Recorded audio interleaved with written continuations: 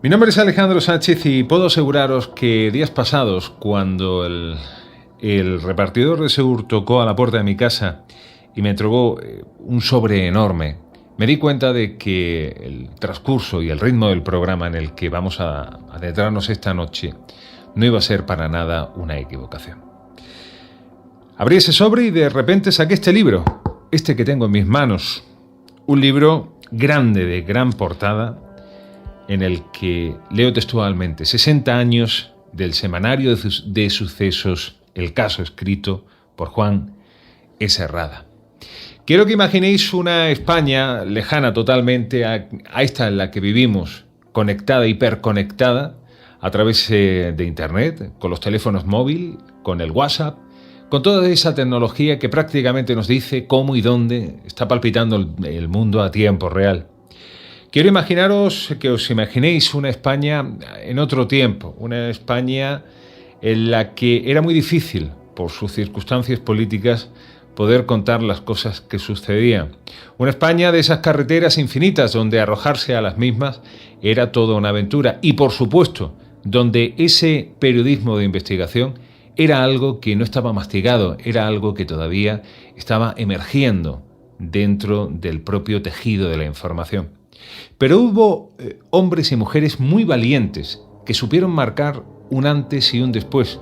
Hombres que, a pesar de todos los riesgos que, como digo, incluía el contar en la historia negra de España, no dudaron en hacerla y muchas veces jugándose el tipo. Pero no lo consiguieron durante un día, lo esbozaron durante más de 60 años a través de ese semanal que para los más jóvenes quizás solamente hoy por hoy pueden encontrarlo a través de viejas fotografías, a través de Internet, de comentarios de los que van a encontrar en casa de los más mayores. Oye, aquello lo estaba diciendo por aquel entonces, en aquella España, aquel periódico de letras rojas. El Caso ya lo anunciaba. Ese periódico el cual era capaz de contar los crímenes y las historias más oscuras de esa España a media luz y velada. Y por supuesto, unos periodistas que, bajo mi punto de vista, fueron mal entendidos durante mucho tiempo. Hoy, con tan solo mirar el paño, con tan solo ver el legado y la aportación que han hecho históricamente al periodismo de investigación de este país, bien merece la pena el que La Otra Mirada esta noche, a todo lujo, haya invitado nada más y nada menos al que fuese su director durante muchísimos años y autor de este libro que tengo en mis manos, como es Juan S. Rada, para que esta noche empecemos este tiempo de radio hablando de ese mítico semanal que nos informó de aquella España hoy, esta noche, que vuelve a cobrar protagonismo. Tenemos mucho contenido. Bienvenidos todos. Mi nombre es Alejandro Sánchez. Es un auténtico placer comenzar esta noche de radio sabiendo de que estás ahí, muy cerca, al otro lado de la radio. Bueno, pues amigos, continuamos esta noche muy especial al borde del galeón de La Otra Mirada. Me inclino sobre el micrófono, miro las pantallas de los ordenadores y veo una fotografía en blanco y negro. Debajo de esa fotografía hay un titular, La envenenadora de Valencia, una mujer con rostro serio, una fotografía en blanco y negro, como bien digo, y encima un titular en rojo, El Caso. Un semanario el cual cumple 60 años haciendo crónica de una España difícil de contar por aquel momento, una España muchas veces mal entendida. Esta noche es un lujo, todo un privilegio recibir a quien fuera su director durante muchísimos años, como es nuestro querido Juan Rada. Juan Rada, buenas noches y bienvenido a La Otra Mirada. Hola, buenas noches, encantado de estar con vosotros. Querido mío, te recibimos esta noche como un auténtico hito, siendo tú como eres una auténtica referencia dentro del periodismo en España. Es lo primero que quiero decirte. Muchas gracias por vuestra amabilidad. Juan, la historia de nuestro país, el periodismo de vanguardia, cambió al grito de «es noticia», lo dice el propio Caso. Una idea que nació en una España y en un momento muy difícil. La primera pregunta que quiero hacerte extensible esta noche es ¿cómo nació aquel mítico semanario? Terminada la guerra civil, pues en los periódicos, en los medios de comunicación, el puesto de redactor de sucesos desapareció. El afán propagandístico del régimen era que si nada malo se difundía, pues nada malo ocurría. En suma, que lo que no veía la luz impresa no existía. Entonces, no se publicaban crímenes, no se publicaban casos, como mucho pues alguna señora que había sido atropellada por una motocicleta o que se había caído del tranvía, pero nada más. Entonces, ha hecho ahora exactamente 60 años, a finales de casi en estas Navidades se han cumplido, de que por primera vez se publicó un suceso en la prensa nacional. En el periódico Madrid se recibió una llamada de una señora alarmada comunicando que en las escaleras había oído pues eso, gritos, a parecer que se había cometido un asesinato. El subdirector del periódico Madrid, Pujol, un periodista muy innovador y tal, dijo, voy a mandar un reportero a probar fortuna a ver si pasa esto. Y allá fue este reportero, de nombre Eugenio Suárez, que sería el alma durante casi medio siglo del caso.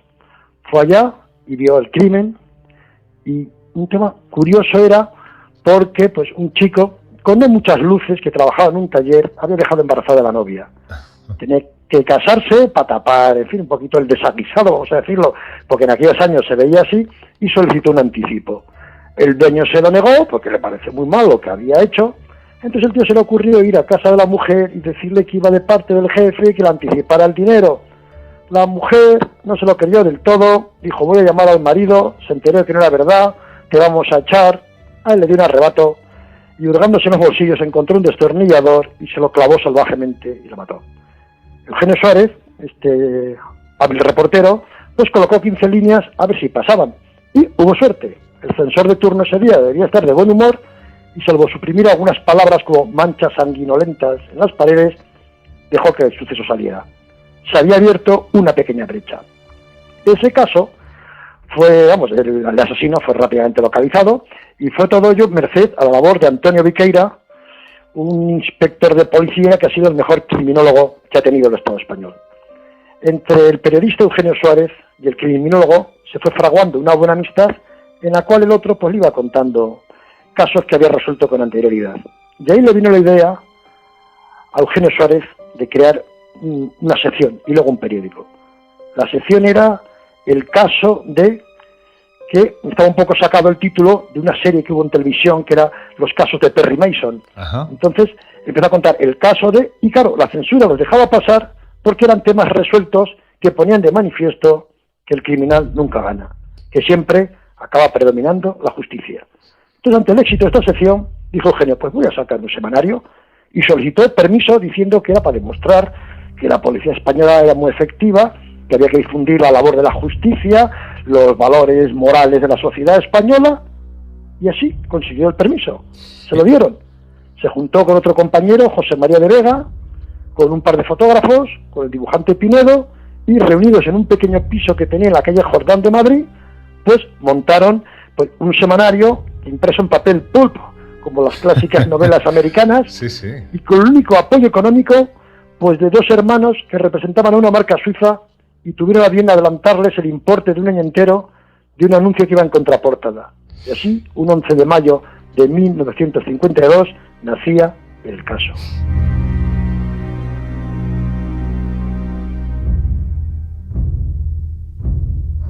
¿Qué no daría yo, Juan, escuchando tus palabras, de haberme podido filtrar, aunque sea con una especie de mirilla, en aquella habitación donde, con aquellos ceniceros repletos de cigarrillos, cuántas madrugadas tuvieron que ver en la crónica, haciendo crónica de aquella España que nadie, absolutamente nadie era capaz de contar, exceptuando aquellos hombres que más allá del periodismo era una raza muy especial, unos tipos hechos de una manera muy especial.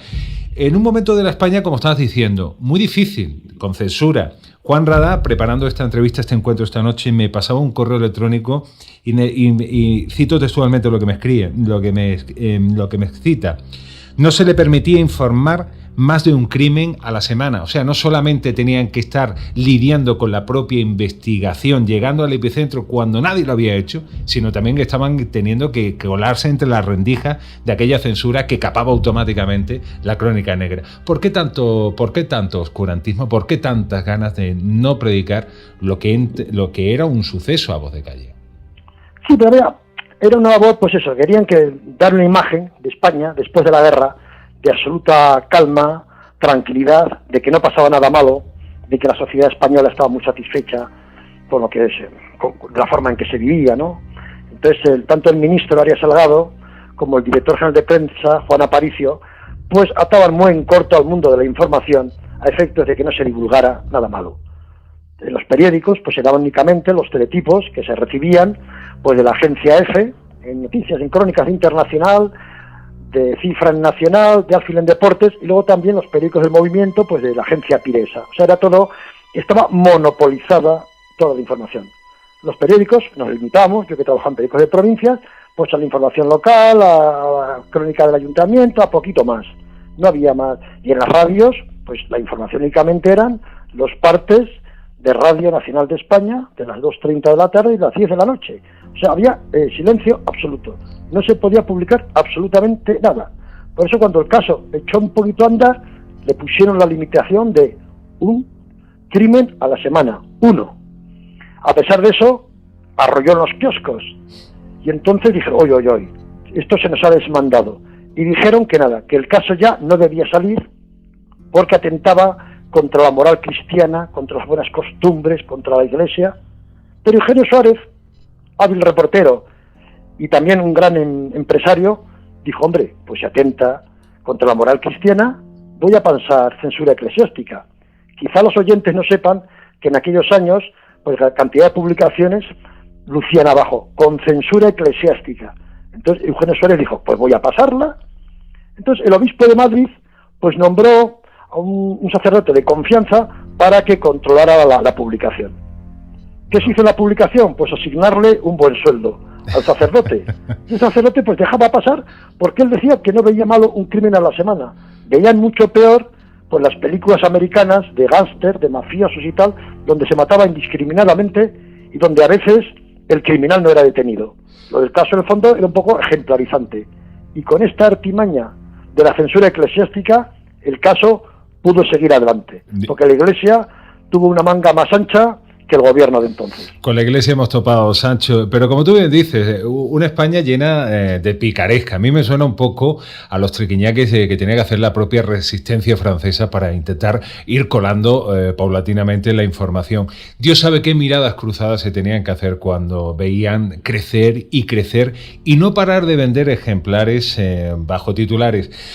El invitado que nos acompaña esta noche es Juan Rada, que no se nos olvide, fue director de este mítico semanal durante muchos años y ahora nos presenta un libro que va a ver muy pronto la luz. Juan, ¿cuándo lo vamos a encontrar esta publicación? No, ya está en el mercado. ¡Hombre!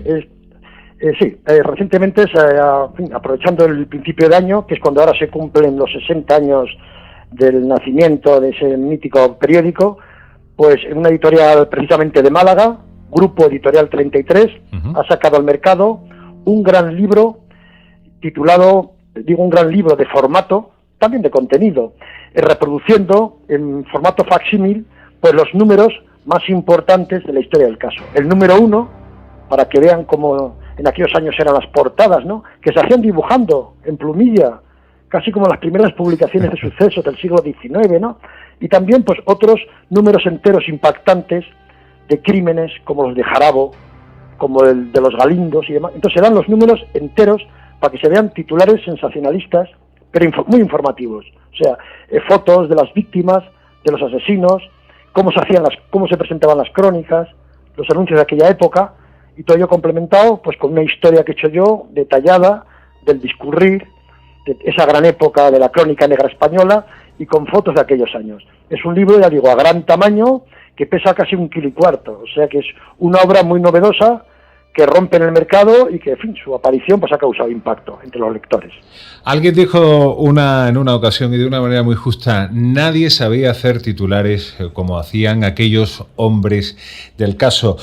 Juan, antes de invitarte a un breve receso para escuchar indicativos, te voy a hacer una pregunta en corte personal. Cuando te has sentado frente a la vieja máquina de escribir, hablemos en este lenguaje todavía un tanto romántico, a la hora de mirar hacia atrás, ¿eres consciente de que en cierta manera vuestro trabajo también soslaya, digamos así, como una especie de historia paralela a la otra historia escrita oficial? Sois una auténtica referencia que acudir en los últimos medio siglo de la historia de España.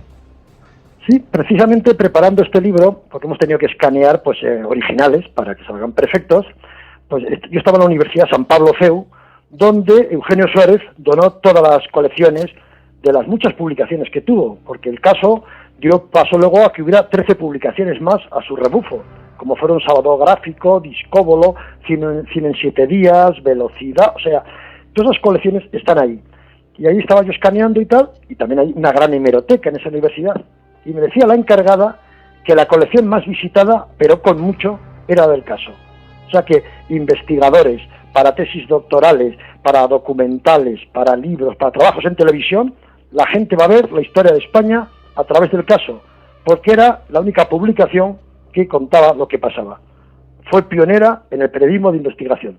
Es más, había muchos periódicos que lo que hacían era sacar reseñas del caso. Decían, según dice el caso, sí, de esa forma daban una información interesante, pero cubriéndose las espaldas. A los años ya es cuando se empezó con un periodismo de investigación y a contar lo que sucedía aquí. Pero durante varios lustros el caso fue la historia paralela a la oficial, la historia de la España viva y real.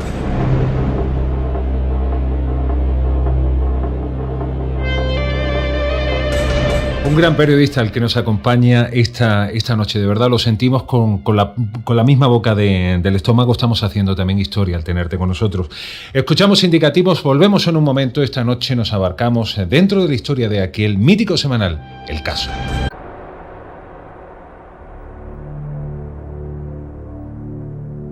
Eso me lo decía alguna kiosquera. Y dice, no, ven aquí la Marquesa, y cuando no hay gente me pide, dame el Caso. Y dice, cuando hay gente me pide el ABC, y me dice, y ponme el Feo.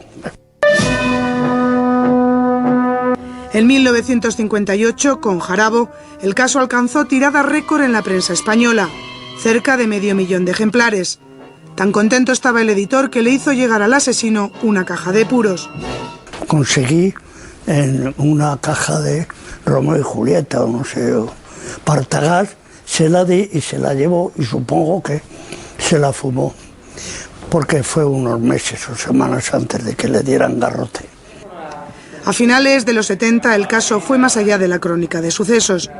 Con la censura franquista en todo su apogeo, muchos españoles se enteraron por sus páginas de lo que pasó en el proceso de Burgos. Se contaba todo, las torturas que había habido, las pruebas que eran falsas, pues se leyó en la universidad, se leyó en el encierro de intelectuales en Montserrat, leían el caso. Lo primero que miro es, como fotógrafo, es todos los cuadros. El director de cine Pedro Costa y el fotógrafo Germán Gallego aprendieron los trucos del oficio en aquel semanario. Entrar en casa de la víctima sin saber quién eres, sentarte por allí, hablar con ellos, entonces ir a casa del asesino y contarles a los padres, a los familiares que era bueno que informaran porque daríamos una imagen más humana del hijo y tal y así. Las máquinas de antes también sonaban, entonces tosías, dabas y tosías porque el espejo de la máquina saltaba y sonaba. Y entonces los flashes pues igual, disparaba y decía, este flash no funciona, tal, era todo equivocaciones. El caso siguió publicándose hasta bien entrados los 80, aunque ya sin la repercusión de antaño. La prensa diaria, pero sobre todo la televisión, fue apropiándose del género de los sucesos. Coinciden exactamente con la fórmula dental de uno de ellos. La imagen en movimiento le ganó la partida a aquel semanario cuyo archivo fue durante años consulta obligada para abogados y policías. Un material único hoy, por cierto, en paradero desconocido. El caso del archivo del caso está servido.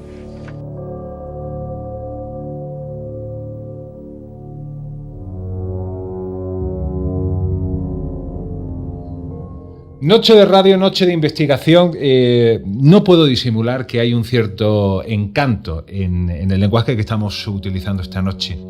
Justo enfrente mía tengo el monitor y en aquellas letras en blanco con aquel fondo rojo sangre, y válgame la expresión, leo: en Salamanca el Kinky el Lute fue capturado. Debajo aquella mítica fotografía en la que aparece el Lute con su cabestrillo y junto a él dos guardias civiles de los de Tricornio hacían crónica de esa historia de España. Nos acompaña esta noche en este tiempo de radio nada más y nada menos quien fuese el director del semanario El Caso, como es el gran periodista Juan Rada. Juan, me contabas hace un momento que El caso no paró de crecer y crecer en el número de ejemplares y llegaron historias inolvidables. Voy a solayar por encima la millonaria herencia en un panteón, el crimen de las estanqueras de Sevilla, el caso de la mano Cartava, Jarabo, el crimen de los Galindos. Prácticamente sería insondable poder llegar a cada uno de ellos. Pero, ¿cuál son alguno de estos casos que te gustaría esta noche en este programa recordar con intensidad? El caso cuando salió, pues salió tímidamente y dando pues crónicas pues de sucesos con poquita sangre ya resueltos. Entonces su primer impacto cara a aquel verano pues fue un tema que tampoco había sangre, fue desempolvar pues una crónica de hace unos años de Emilio Carrere, un famoso escritor y novelista que tocaba temas a veces un poco pues como el Torreón, de los jorobados y demás, y era sobre una herencia millonaria en el cementerio de París. Al parecer una gran dama, Lucie Desmarins, había dejado 2.000 millones de antiguos francos a aquella persona que quisiera acompañarle durante un año en el panteón donde estaba enterrada. Buscaba un galán post-mortem. Bueno. En la primera semana, en la redacción del caso, llegaron 8.000 cartas. Durante 5 años aquello fue algo incesante de cartas, pero sobre todo lo que fue incesante, el aluvión de gente que acudió al cementerio. Aquello fue una locura. Decenas de miles de españoles, se sumaron franceses, italianos, todo el mundo, la fiebre del oro. Claro, el misterio estaba en encontrar el panteón y ser el primero en acompañarla. Curiosamente, la que sabía el destino, dónde estaba esa señora enterrada, era una sobrina que murió sangrientamente al tiempo. Se bajó un día del coche por una avería y le partieron la cabeza. Le quisieron tapar la boca. Claro, esto ya convirtió pues el suceso en algo ya más rocambolesco. Ya no se sabía exactamente dónde estaba, aquello fue impresionante y claro, todo el mundo, el capellán del cementerio pidiendo ayuda a los del caso porque decían que aquello ya no se podía ni circular. Tremendo. Entre las filas de nichos, de panteones, fue algo impresionante. Fue el primer gran caso que tuvo, pero ya digo, sin sangriento, sin sangre, sin violencia, simplemente pues eso, de un relato de Edgar Allan Poe que se vendió muchísimo. La sangre vendría poquito después. Pero en cualquier caso, Juan, ese surrealismo el cual me estás contando solamente podía ocurrir en un lugar en el mundo, en la redacción del semanario El Caso. ¿Cómo eran vuestras miradas entrecruzadas viendo todo lo que estaba ocurriendo? Viendo que cuando llegaban las cartas eran por sacos, que se había producido una auténtica fiebre por descubrir una sola tumba, pero claro, una sola tumba cotizada en un auténtico fortunón. Eso es que hoy por hoy no hay guión cinematográfico que sea capaz de superarlo. Claro, era una época de hambre, era una época de posguerra, después de la Guerra Mundial, de hambre, de penurias, de necesidades. Entonces, claro, aquello fue lo que ahora sería que uno le tocara el superpremio de los euromillones, ¿no? O sea, la gente fue como loca. Había algunos que incluso buscaban la complicidad del caso, diciendo que estaban dispuestos a repartir el 50% del botín a cambio de que sean ellos los elegidos. O sea, aquello era, vamos, como he dicho yo, la fiebre del oro de cuando los conquistadores iban al oeste, ¿no? Era una España surrealista y que el caso pues supo darle pues cabida y difundir esto y ahí se fue ya disparando la venta. Poco después ya se cometerían crímenes de otros temas, lógicamente, que el caso empezó a tocarlos y ya se disparó brutalmente la tirada. En aquel suma y sigue de aquella crónica de España, un buen día saltó la noticia en Sevilla.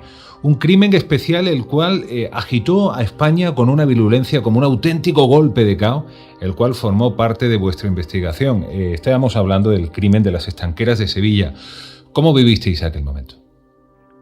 Bueno, aquello fue mediados de julio del 52, y entonces en el interior de un estanco de la sevillana Puerta de la Carne fueron encontrados los cadáveres de las hermanas Matilde y Encarnación Silva Montero. Habían sido acuchilladas salvajemente, sin móvil aparente. 29 tajos mortales les habían metido. Y había una caja de puros allá con 7.000 pesetas, dinero también en la caja registradora. O sea, no se habían llevado absolutamente nada. ¿Qué pasa aquí? Clamor popular en la opinión pública y el gobernador civil y las autoridades que dicen, bueno, esto hay que detener rápidamente a los delincuentes porque la policía española es muy efectiva. En efecto, al poco caían 3 mangutas de medio pelo. Juan Vázquez Pérez, Antonio Pérez Gómez y Francisco Castro Bueno, alias el Tarta, cuya historia pues ha pasado a la posterioridad. 2 de ellos los pillaron cuando venían en un tren a Madrid apuntarse en la legión. Sabiendo que lo estaban buscando, quisieron poner tierra por medio. Otros se escondieron en un pajar, y fue la policía, pegó fuego al pajar y tuvo que entregarse.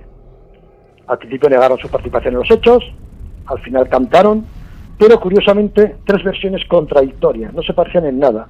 Y sobre todo, con un lenguaje, con una forma de escribir imposible en una gente que era prácticamente analfabeta. Ahí ya se crearon las primeras dudas de que quizá no podían ser ellos. Durante el juicio, pues muchos pensaban que no serían condenados, y sí, fueron condenados a la pena capital. Desde el año 30 y tantos no se había ejecutado a nadie en Sevilla, entonces la capital de la Giralda cundió una corriente popular para pedir el indulto, pero no se concedió. Fueron ejecutados. Literalmente. Algo muy triste, porque además en las semanas anteriores ellos ya se dieron cuenta de que no tenían salvación y se volcaron en la religión. Sus celdas estaban llenas de estampas, de flores, todo el día rezando rosarios y tal. Y cuando, acompañados del religioso que les acompañaba siempre, Fray Hermenegildo de Antequera, caminaron hacia Garroteville, pues dijeron conjuntamente: aunque este delito por el que morimos no lo hemos cometido, hemos realizado otros de los que esperamos que Dios nos perdone. El Tarta, que luego se ha hecho famoso, porque en Andalucía y por ahí, sobre todo en Sevilla, se dice: eres más malo que el Tarta. Cuando ya le iban a apretar el garrote en el cuello, dijo: no he matado a las estanqueras, pero pago por mi mala vida.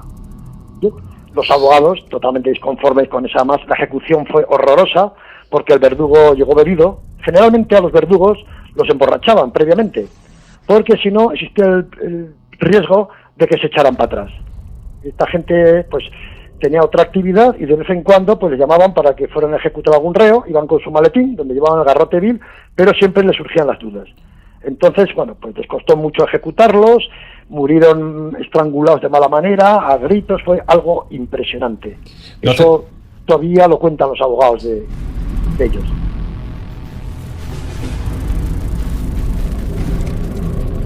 Y que esta noche, de alguna manera, sin rozar evidentemente el sufrimiento humano, todavía perdura ese trueno informativamente, periodísticamente hablando, a través de tus palabras, que representan nada más y nada menos que aquel mítico semanal. De alguna forma podríamos decir, Juan, que se buscó en aquel momento, por la virulencia, por la conmoción general que había producido el asesinato de aquellas 2 mujeres, una especie de cabeza de turco. Había que correr un tupido velo y decir, bueno, calmar a la gente diciendo: aquí tenéis unos culpables. En efecto, una alta autoridad dijo que a mí este asesinato no me cuesta el cargo. Y entonces se echaron mano de los 3 primeros que encontraron. ¿Qué pasó entonces?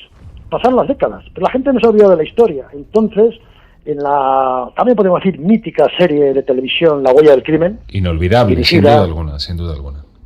En fin, pionera e inolvidable, realizada por Pedro Costa, precisamente un antiguo director del caso, que de lo publicado en esa publicación, pues sacó ideas para sus guiones y tal, pues dijo: vamos a tocar este tema. Hizo una TV movie, Las estanqueras de Sevilla, y pues estuvo entrevistando a gente y consiguió contactar con el padre Fray Hermenegildo de Antequera, que es el que les acompañó pues en la etapa final y el que estuvo hasta el patíbulo con ellos. Este antiguo religioso ya había colgado los hábitos, era reacio a hablar, pero pues al final, en fin, contó que casi 20 años después de las ejecuciones se personó en su confesionario un hombre con buen porte y excelente aspecto, preguntando por él. Le consultó si estaba obligado, como sacerdote, claro, a guardar el secreto de lo que le dijera. Tras que el citado religioso, Fray Hermenegildo, asintiera, el recién llegado pronunció unas impactantes palabras. Voy a decir las textuales: Padre, no puedo soportarlo más. Aquellos desgraciados eran inocentes. Yo soy el asesino de las estanqueras. En fin, su identidad, lógicamente, ha permanecido en el anonimato y nunca se ha podido saber de quién se trataba. Un hecho real que parece casi remontarnos a la película Yo confieso, de Alfred Hitchcock. Algo, ya digo, que ha quedado ahí claro de que este hombre reconoció. Claro, a raíz de eso, también se había comentado antes, se habló de que aquel crimen tan sanguinario, sin que se llevara nada, no puede ser obra de unos mangutas, sino más bien de alguien que expresó su odio y su furia salvaje.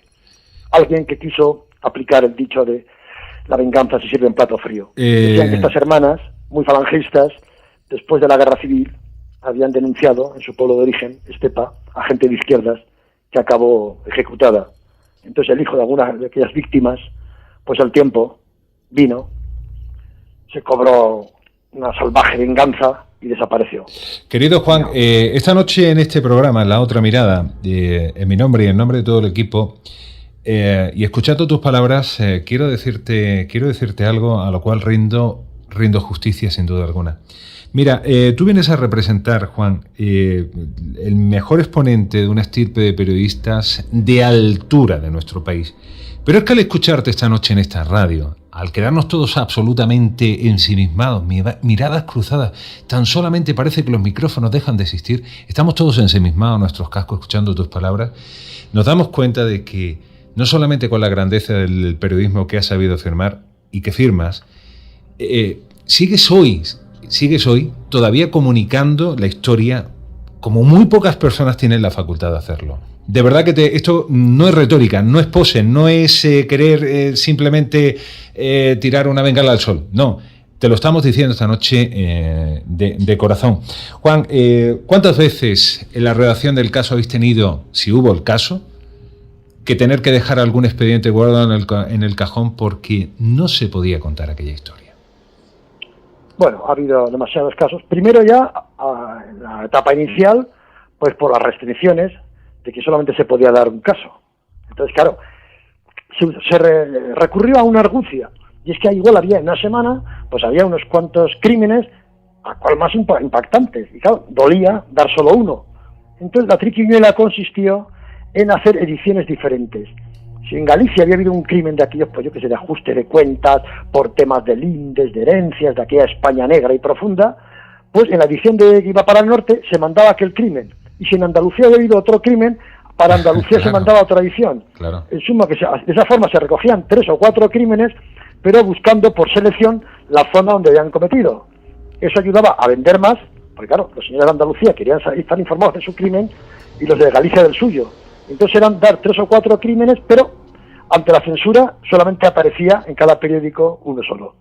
Luego ya poco a poco se fue ampliando el número y ya menos temas se quedaron en el cajón, claro. Claro, la triquiñuela era una especie de guiño, una regla del juego para poder estar siguiendo en el panorama, cubriendo todo el ámbito nacional por aquella difícil España. Es que la censura además que muchas veces no se daba cuenta que era perjudicial lo que hacía.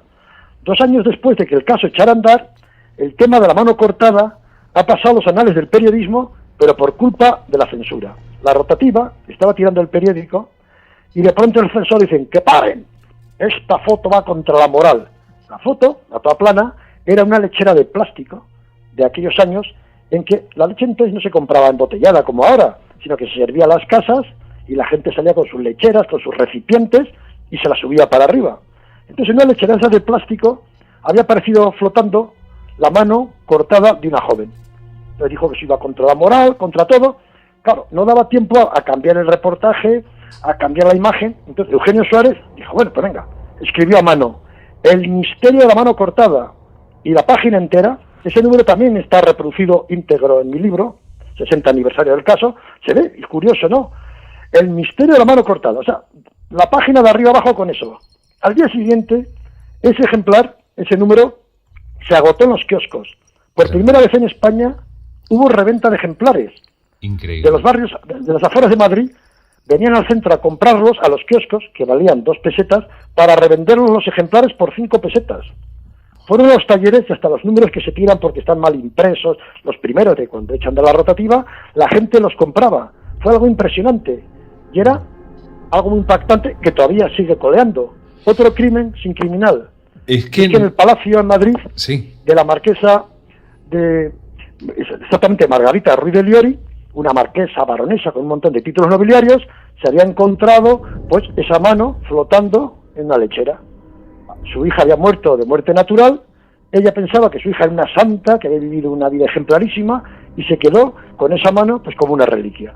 Ni fue condenada ni nada, porque no hubo profanación de cadáveres, no hubo nada, pero eso hizo que el caso tuviera una tirada récord y que haya pasado a los anales del periodismo esa portada por culpa y a causa de la censura.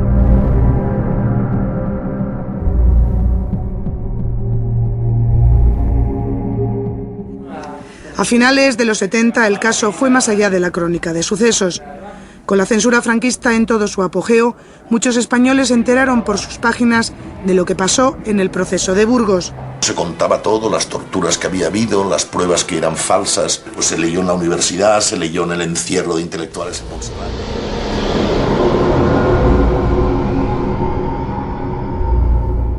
Bueno, pues la sobriedad os catapultó todavía más.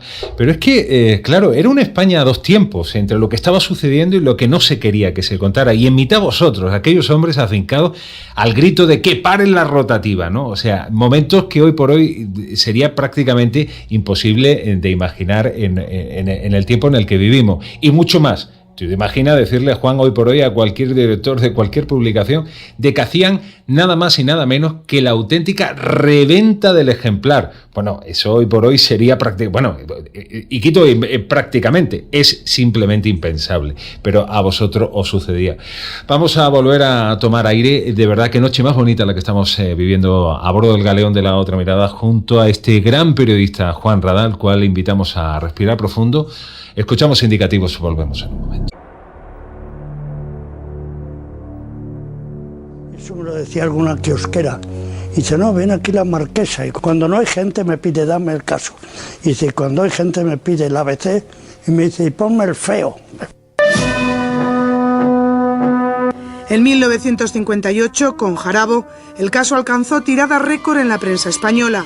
Cerca de 500.000 de ejemplares.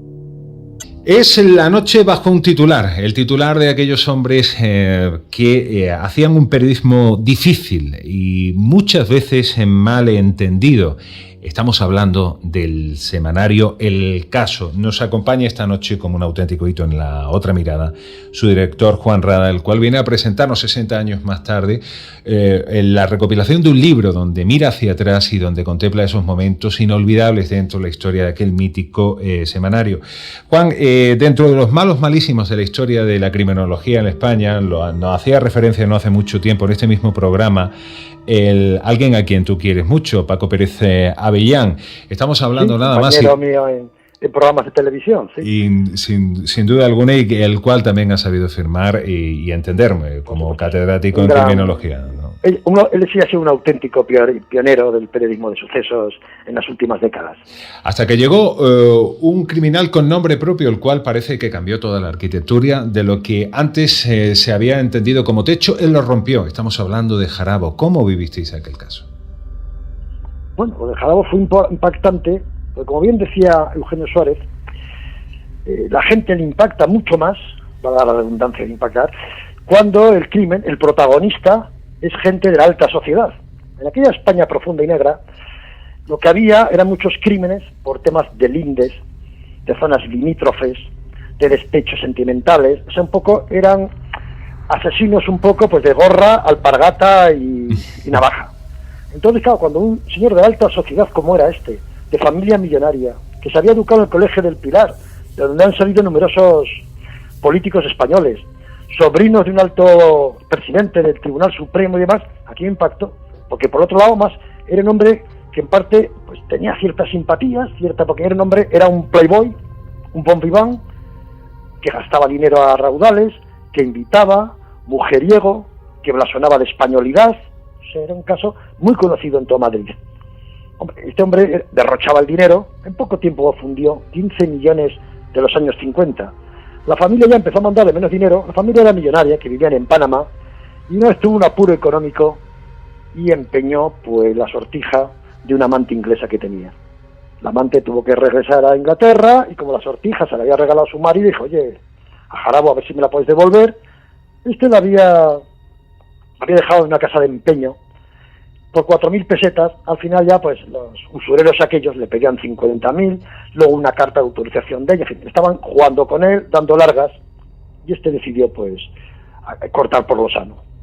Una noche fue al domicilio de uno de ellos y lo mató a él, mató a la mujer embarazada, la criada también murió, no quiso dejar testigos, y luego a continuación esperó en la joyería pues al otro usurero de turno y lo mató. Eso, vamos, la búsqueda y captura duró muy poco porque Antonio Viqueira, ese inspector del que hemos hablado antes, que fue, pues dijo, un crimen tan sangrientos, aquí ha tenido que mancharse de sangre, y hizo controlar todas las tintorerías de Madrid. Y efectivamente, gracias a ello, a que había llevado el traje a una tintorería de siempre, diciendo que había tenido un cabaret, una pelea y tal, pues lo detuvieron. Y fue condenado a 4 penas de muerte. Entonces, claro, aquí cuando salió aquel número tan impactante, cuando la gente vio aquello de un tío de la alta sociedad madrileña y las fotos de 4 asesinos y tal, número que digo que también se reproduce íntegramente porque en aquellos años se daban las caras de las víctimas, no como ahora, pues aquel número vendió 480.000 ejemplares en un solo día. Madre mía. Y es que no había papel para más. Entonces, el récord de venta en España lo tenía el diario Marca con 300.000 ejemplares cuando el Ariete Bilbaíno Zarra metió el gol a la pérfida Albión a Inglaterra en los mundiales de Brasil. Pero claro, el caso reventó aquello y ya porque no había más papel. El crimen de Jarabo ha pasado a la historia como un récord de ventas, vamos, algo impensable en aquellos años. Habida cuenta que además que al ser un semanario, cada ejemplar pasaba por un montón de manos, o sea que tuvo millones y millones de lectores el caso de Jarabo. Y es que en qué casa, en qué no café, en qué no barbería de las de entonces no había vuestro periódico puesto encima de la mesa y todo el mundo haciendo sobre todo la referencia. Es que lo he leído en el caso, esto ha ocurrido, oye, ¿te has enterado que el caso acaba de publicar? Erais sin duda alguna los auténticos cronistas de esa España que nadie, absolutamente nadie era capaz de contar. Juan, en cierta manera este libro que nos presenta, que ya está a la venta y que yo a todo el mundo que nos está escuchando ahora mismo en cada rincón de España, tenemos que hacernos con ese libro porque en cierta manera recoge toda esa inercia. ¿Cómo has podido compilar tanta información para contarnos a través de un solo libro lo que ocurrió en 60 años de un periodismo de altura?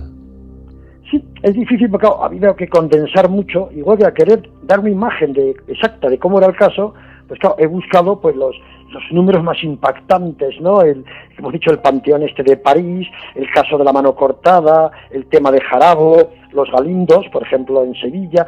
En fin, ha habido que condensar bastante aquello, porque como tú bien dices, el caso estaba en todos los hogares de España. Le llamaban el periódico de las porteras, pero no era cierto, porque claro, si se vendía casi 500.000 de ejemplares, era muchísima gente que lo leía. Se daba el caso, por ejemplo, que en Serrano, la calle más chica de Madrid, pues la gente iba y decía, deme el ya, en voz alta, y luego en bajo decían, el caso.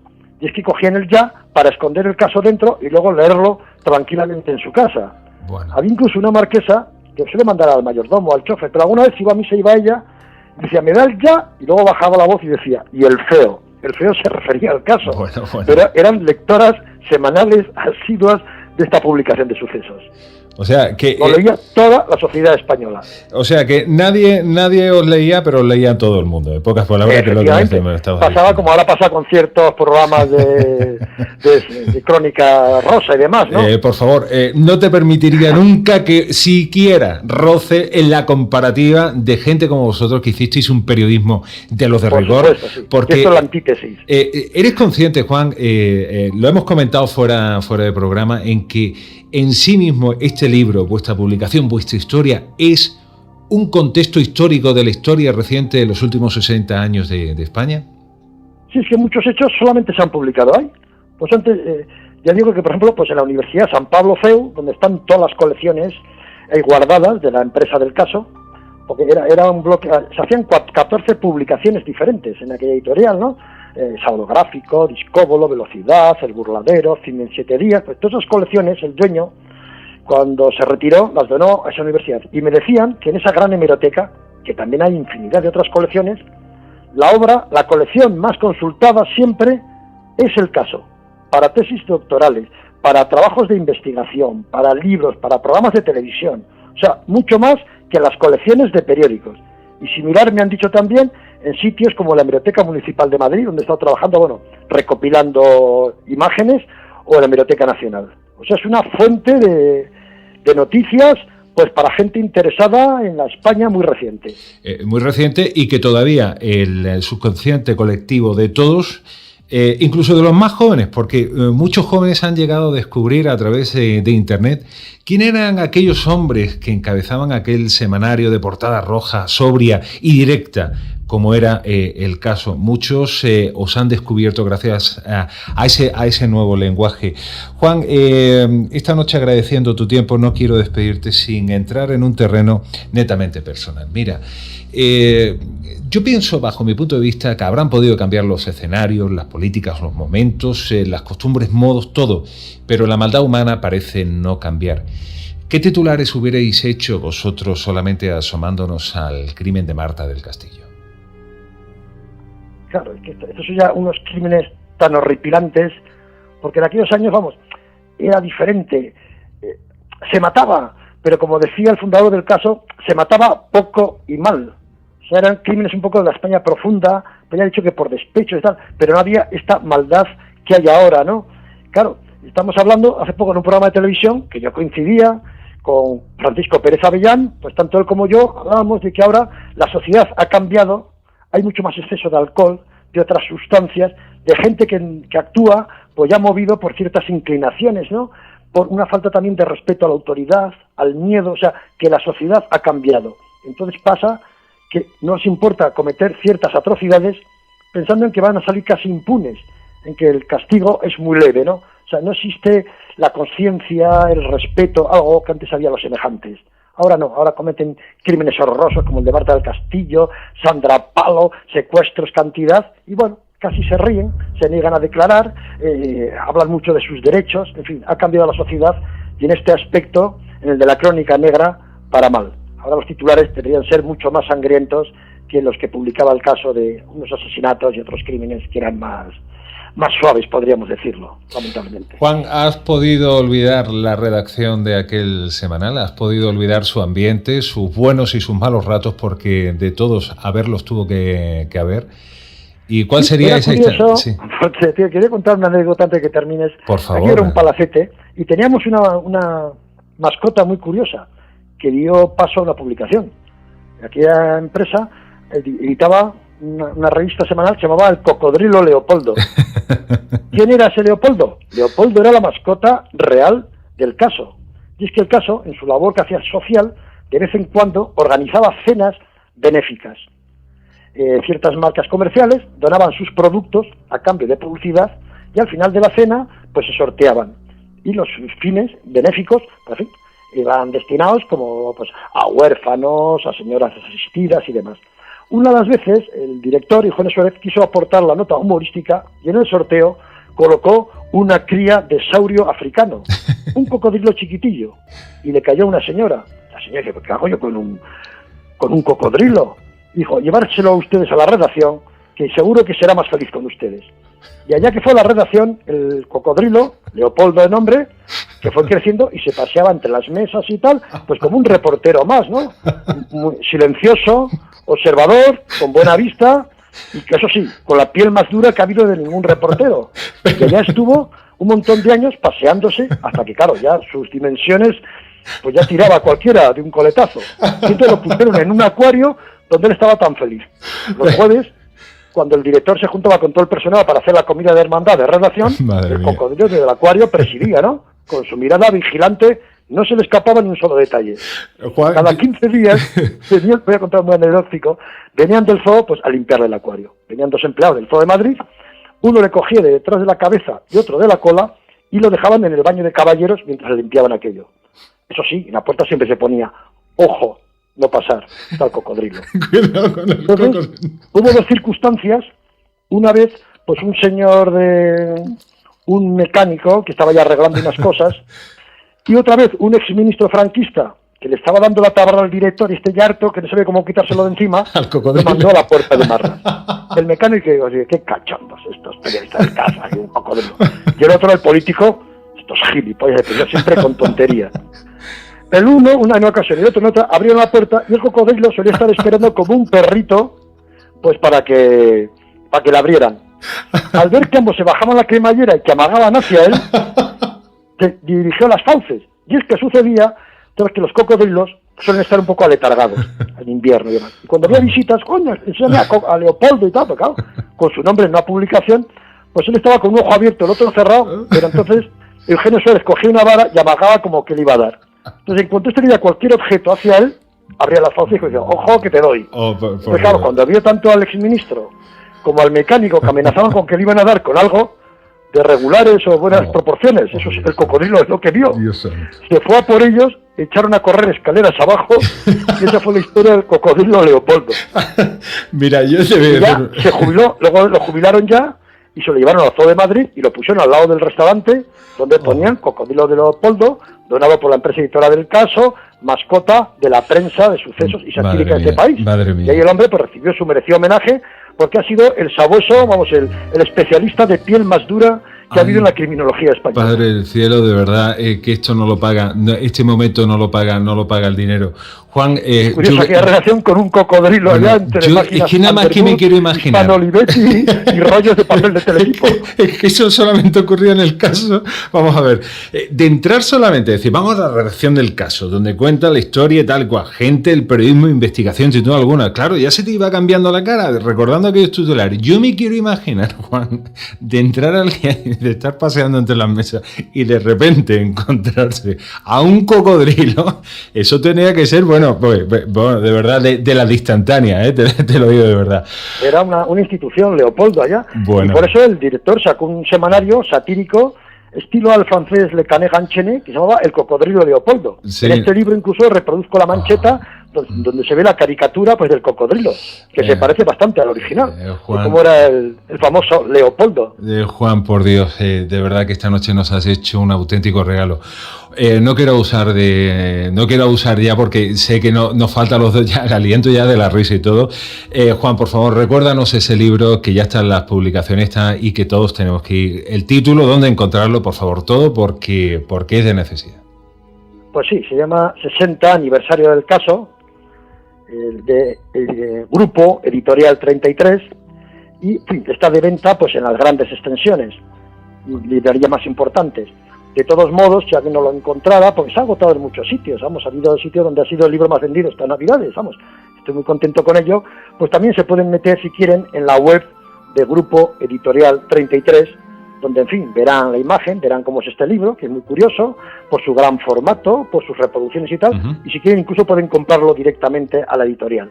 Pero ya digo, o sea, está en todas partes, bueno, dirigiéndose a la editorial, porque es sobre todo una obra para informarse de lo que ha pasado, pero también una obra para guardarla, para coleccionistas, para amantes de la crónica negra, del pasado y del presente.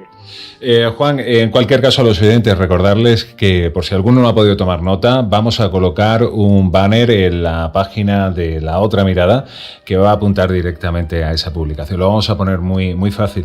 Juan, esta noche quiero terminar este tiempo de radio y si me lo permites, y soy muy consciente a quien se lo digo, haciendo nuestro particular titular esta noche.